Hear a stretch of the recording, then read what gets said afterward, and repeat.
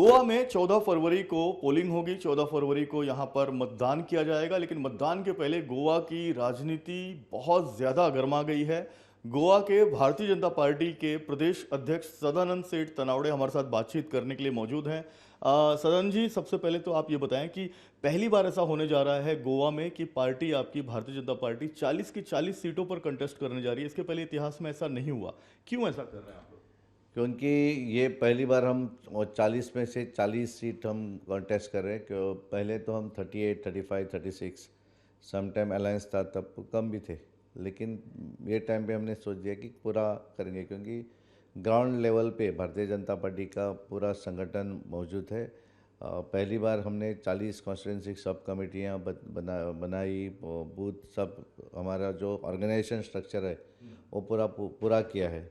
और क्या होता है कि अगर हमने 100% नहीं कॉन्टेस्ट किया तो लोकसभा जब चुनाव होता है वो टाइम पे थोड़ी सी दिक्कतें होती है, क्योंकि लोकसभा के लिए कार्यकर्ताओं को हम एक्टिव करते हैं, बाद में विधानसभा चुनाव नहीं लड़ते, तो प्रॉब्लम होता है कि उधर का स्ट्रक्चर जो है वो ऐसा मौजूद नहीं रहता है। तो इसलिए हमने सोच दिया है कि 100% कॉन्टेस्ट करेंगे, 40 करेंगे। लेकिन सर, इसके पहले महाराष्ट्र गोमंतक पार्टी एमजीपी है या फिर गोवा फॉरवर्ड पार्टी है, ये सब आपकी सहयोगी पार्टियां रही हैं। 4-5 सीटें, 6 सीटें वो लड़ती रहीं। 30, 32, 35 सीटें आप लड़ते रहे। इस बार उनको आपने साथ क्यों नहीं लिया? इस बार लास्ट टाइम भी हमने पहले ये अलायंस नहीं किया था। चुनाव के बाद वो लोग समर्थन देने के लिए आए थे, चुनाव के पहले अलायंस नहीं था। एमजीपी के साथ हमारा अलायंस था 2002 में था और 2012 में था। अदरवाइज 2017 में भी हमारा अलायंस नहीं था। लेकिन इस बार भी हमने तय किया था अगर आते हैं तो साथ में लेके जाने का, और इसके लिए हमारे वरिष्ठ नेतागण जो है वो, हमारे प्रभारी जो है देवेंद्र फडणवीस जी, वो उनके साथ अलायंस की टॉक्स कर रहे थे। लेकिन उनको तो उनके मन में अलग ही था, तो फाइनली वो अलायंस नहीं हो सका। लेकिन गोवा फॉरवर्ड पार्टी ने सरकार बनाने में मदद की आपकी। जब कांग्रेस के पास बहुमत था तब गोवा फॉरवर्ड पार्टी को आपने ले लिया और सरकार बना ली। अब उन्हीं को आपने छोड़ दिया है, आपकी ताकत मजबूत कर दी उन्होंने तो। नहीं, इनकी ताकत तो क्या, उनके 3 एमएलए थे, तो उनकी तो वर्क क्या होता है वो उनका पर्सनल होता है। वो उनका ताकत ऑर्गेनाइजेशन जैसा नहीं होता। भारतीय जनता पार्टी का ऑर्गेनाइजेशन के आधार पे हम चुनाव लड़ते हैं। उनके तो 3 एमएलए थे, अभी तो उनके साथ एक ही अकेला ही जो उनका जो फाउंडर है विजय सरदेसाई, वो छोड़ के, और उनके पास कोई 2 जो एमएलए थे वो भी नहीं है। तो इनके लिए उनकी ताकत उतनी नहीं थी, और हमने तो उनके साथ अलायंस भी नहीं किया था। 2019 में जब हम पता चला कि वो थोड़ा हमारे सरकार के थोड़ी दिक्कतें कर रहे थे, तो 2019 में उनको सरकार से निकल दिया। लेकिन लोकल गोवन पार्टी है, Congress party Goa forward party का सपोर्ट ले रही है। गोवा के जो रूरल वोटर हैं उनका कहीं ना कहीं उन पर भरोसा तो है ही। क्योंकि क्या है कि लोकल बॉडी चुनाव जो हुए गोवा में, वो टाइम पे भी ये सब, वो तो 2020 में हुए, 21 में हुए, तो वो टाइम से भारतीय जनता पार्टी इंडिपेंडेंटली जा रही है। ये लोगों ने सबने अलायंस किया। लोकल बॉडी चुनाव थे, जिला पंचायत के चुनाव, वो चुनाव में 2/3 मेजोरिटी बीजेपी को मिली। वो सब एक हुए, गोवा फॉरवर्ड, एमजीपी, कांग्रेस, सब एक होके हमारे अगेंस्ट लड़े। लेकिन हमें तो फिलहाल सभी, यानी उत्तर नॉर्थ गोवा में 25 सीटें, 25, उनमें से हमें 19 सीट हम हमारे कैंडिडेट पार्टी सिंबल पे चुन के आए। साउथ गोवा में पहली बार 14 मिले हमें, यानी दोनों जगह उत्तर, नॉर्थ एंड साउथ में भारतीय जनता पार्टी को जनादेश मिला लोगों का। तो पहली बार, क्योंकि साउथ गोवा में हम 10 के ऊपर कभी नहीं गए थे, लेकिन first time we cross that 10, we up to the majority पे हम आ गए बोथ द साइड। उत्तर गोवा में तो मैक्सिमम हम 12-13 तक रहते थे, लेकिन 19 आए। और बाद में जो म्यूनसिपैलिटी और म्यूनसिपल कॉरपोरेशन का जब चुनाव हुआ, वो चुनाव में भी ये सब साथ में लड़े। लेकिन सभी जगह 12 जगह का चुनाव हुआ, 12 जगह में से 10 जगह भारतीय जनता पार्टी को बहुमत मिला, तो यानी। आप ये कहना चाहते हैं कि भारतीय जनता पार्टी मजबूत है, उसको किसी सहयोगी की जरूरत नहीं है, किसी उसको अलायंस की जरूरत नहीं है? क्योंकि हमें जरूरी है लोगों की। गोवा के लोग, रूरल गांव में रहने वाले लोग हो, शहर में रहने वाले वो लोग हो, उनकी हमें ज़रूरी है। और वो लोगों ने हमें बहुत चुनाव में, लोकल बॉडी चुनाव में साथ दिया है। तो जनता ने साथ दिया। एक टाइम पे भी हमने सोचा था कि क्योंकि अलायंस अगर चाहते हैं एमजीपी तो उनके साथ करने का, लेकिन उनको तो नहीं था, उनको तो टीएमसी के जाना था। लेकिन वो तो अनैसर्गिक उनकी अलायंस है, क्योंकि टीएमसी का वोट इनको नहीं, उनको बेसिकली टीएमसी का वोट ही नहीं है गोवा में। यानी एमजीपी का जो ओरिजिनल वोटर है, दे आर डिस्टर्ब। सो वो बोल रहे हैं कि ये टीएमसी के साथ क्यों गए। इसके लिए उनके भी थोड़े जो कैंडिडेट थे वो भी, उनके ऊपर दबाव आने लगा।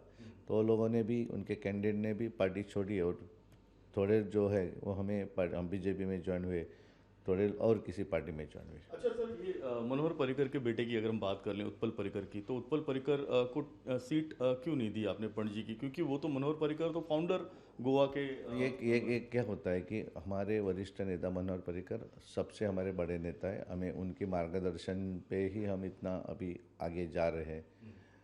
क्या होता है कि 2019 में जब 10 एमएलए भारतीय जनता पार्टी में आ गए, उसमें पेंजिम का सीट भी था, वो हमारे लोकल एमएलए है। और इसके लिए अगर लोकल एमएलए की कोई एंटी इनकम्बेंसी नहीं होती तो उसको निकाल के दूसरे करना ऐसा नहीं है, क्योंकि फाइनली टिकट देना हमारे हाथ में भी नहीं रहता है, पार्लियामेंट्री बोर्ड में रहता है। लेकिन हमारे वरिष्ठ नेता ने दिल्ली में उनको बुलाया और उनको सभी, क्या होता है कि उत्पल पर्रिकर मनोहर पर्रिकर के बेटे सच है, लेकिन उत्पल पर्रिकर तो भारतीय जनता पार्टी में बाद में जुड़े, वो बीजेपी के कोई इसमें नहीं थे, ऑफिस पर पद पे नहीं थे। और हमारे नेता मनोहर पर्रिकर भी कभी अपने फैमिली को कभी उन्होंने पार्टी में ऐसा डायरेक्टली इन्वॉल्व ही नहीं किया है।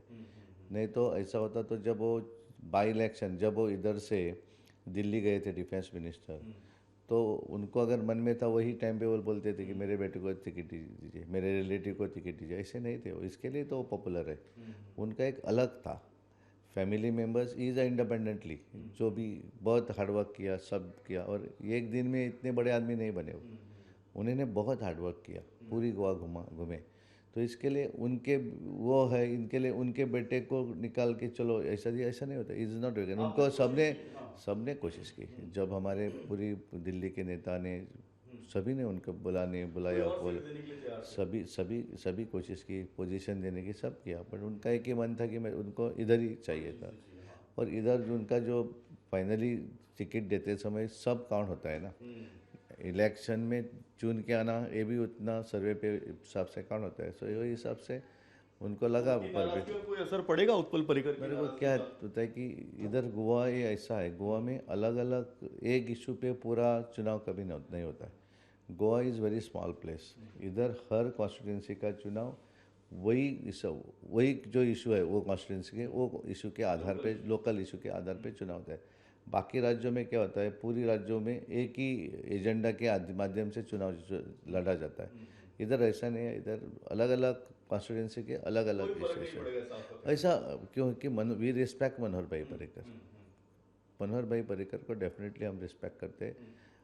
हम आज जो है उनकी मार्गदर्शन पे हम इतने बड़े हो गए हैं, तो वी ऑलवेज रिस्पेक्ट मनोहर भाई पर्रिकर, बिकॉज उन्होंने हमें एक सिखाया कि तत्व के आधार पे राजनीति करते समय थोड़ी टाइम पे अगर थोड़ा ऐसा भी व्यवहार भी आ गया उसमें थोड़ा, तो भी करना चाहिए। फाइनली द पॉलिटिक्स, नीति या नियम। He was a very sincere, हमारे नॉन करप्ट पॉलिटिशियन, एक दाग भी नहीं लगना दिया। सो एवरीबडी इज रिस्पेक्ट मनोहर भाई पर्रिकर। तो मनोहर पर्रिकर का पूरा रिस्पेक्ट है, लेकिन सबसे बड़ी बात यह है कि जो सिटिंग एमएलए है गोवा के बाबूश, उनको हटाकर कैसे किसी को एडजस्ट किया जा सकता है। और खुद मनोहर पर्रिकर नहीं चाहते थे कि उनके परिवार का कोई सदस्य आगे आए। ये बहुत सारी ऐसी पेचीदगियां हैं जिसमें उत्पल पर्रिकर फिट नहीं बैठे, ऐसा बीजेपी का कहना है। लेकिन बीजेपी पहली बार 40 की 40 सीटों पर चुनाव लड़ने जा रही है और सीधी लड़ाई बीजेपी की कांग्रेस पार्टी से है, ऐसा बीजेपी के नेता बीजेपी के जो अध्यक्ष हैं गोवा के, उनका कहना है। कैमरामैन सचिन सावंत के साथ जयप्रकाश सिंह, इंडिया टीवी, गोवा।